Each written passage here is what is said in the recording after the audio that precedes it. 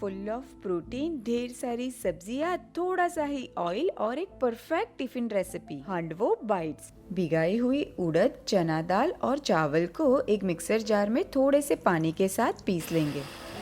पीसे हुए बैटर में ऐड करेंगे दही, नमक, बारीक कटी हुई हरी मिर्च, लहसुन, सूखे मसाले, थोड़ी सी हींग, हल्की सी मिठास के लिए गुड़ और नींबू का रस। सारी चीज़ों को अच्छे से मिला लेंगे और जाएगी सब्जियाँ। कद्दूकस की हुई लौकी, गाजर, बारीक कटा हुआ धनिया, प्याज और बॉइल्ड स्वीट कॉर्न।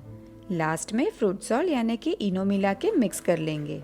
अब अप्पे पैन की हर कैविटी में लेंगे ऑयल और जाएगी राई, सफ़ेद तिल, कड़ी पत्ता और ऐड कर देंगे बनाया हुआ बैटर। अब स्लो टू मीडियम फ्लेम पे हांडवो को दोनों तरफ गोल्डन कलर आने तक कुक कर लेंगे। ये मजेदार से हांडवो बाइट्स को सर्व करेंगे तीखी सी हरी चटनी के साथ। गर्मा गरम हांडवो बाइट्स चटनी ने चा मળી જાય તો જીવનમાં બીજું કઈ જ ના જોઈએ।